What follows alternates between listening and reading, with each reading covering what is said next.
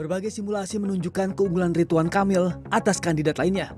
Pada simulasi top of mind di mana responden bebas menentukan nama pilihannya, Ridwan Kamil memperoleh 16% suara, diikuti Deddy Mulyadi dengan 11% suara.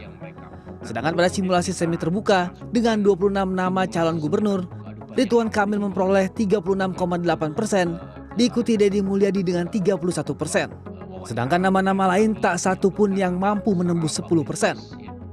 Dalam simulasi dengan hanya 2 nama, Ridwan Kamil kembali unggul atas Deddy Mulyadi.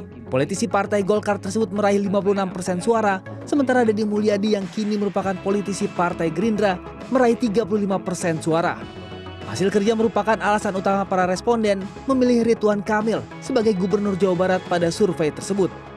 Deddy Mulyadi 44,7%, ya, pemilih Deddy Mulyadi itu berasal dari mereka yang menjawab variabel perhatian sama rakyat. Nah, Ridwan Kamil ada 23,8% ya, yang menjawab karena alasan ini, dan yang memilihkan alasan ini dan memilih Ridwan Kamil itu hanya 14,6%. Nah, kekuatan Ridwan Kamil itu ada di faktor bukti nyata hasil kerjanya. Jadi hampir 20% orang yang menjawab variabel ini itu 39,7% diantaranya ya, itu memilih Ridwan Kamil. Faktanya sampai hari ini peta kekuatan itu terbagi atas 2 kubu gitu ya, seperti yang digambarkan tadi. Ada Ridwan Kamil di satu sisi dan Deddy Mulyadi di sisi lain. Menariknya dari simulasi tadi tidak ada simulasi yang mengawinkan keduanya. Mungkin ini karena secara psikologis dua-duanya nyaris sulit disatukan karena yang satu masukkan, yang satu keluar gitu ya. Dan itu menjadi rahasia umum. Itu pesan pertama, sehingga tarik-menarik di antara keduanya itu sangat kontras.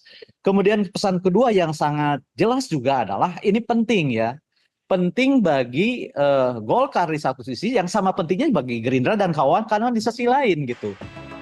Selain merilis hasil survei yang mengikut sertakan Ridwan Kamil sebagai calon gubernur Jawa Barat, Lembaga Survei Indikator Politik Indonesia juga melakukan survei tanpa keikutsertaan Ridwan Kamil. Simulasi ini dilakukan bila politisi Golkar ini tak maju di Pilgub Jawa Barat dan memilih maju di Jakarta. Hasil survei menunjukkan politisi Partai Gerindra, Deddy Mulyadi, menang secara telak atas siapapun lawan yang disodorkan di Pilkada Jawa Barat. Dalam sejumlah simulasi secara semi terbuka, Deddy Mulyadi memperoleh suara hingga di atas 60%, unggul jauh atas nama-nama lain yang disimulasikan seperti Bima Arya, Dede Yusuf, hingga Ilham Akbar Habibie yang maksimal hanya mampu meraup belasan persen suara. Alasan Partai Golkar untuk mempertahankan Ridwan Kamil di Jawa Barat sangat masuk akal.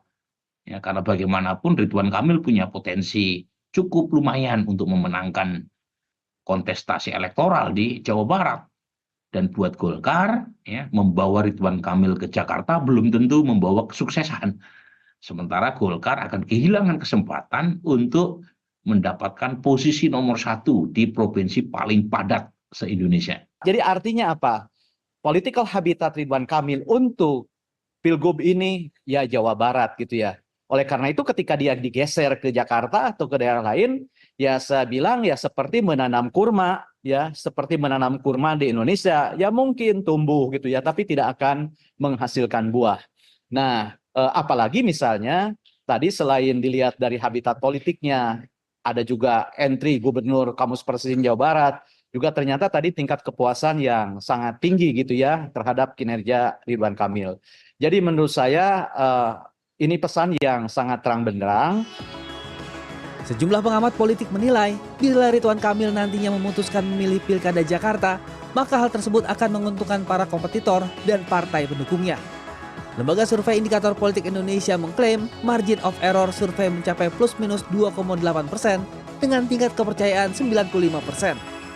Edi Dwi, Lastonga Febro, Jakarta.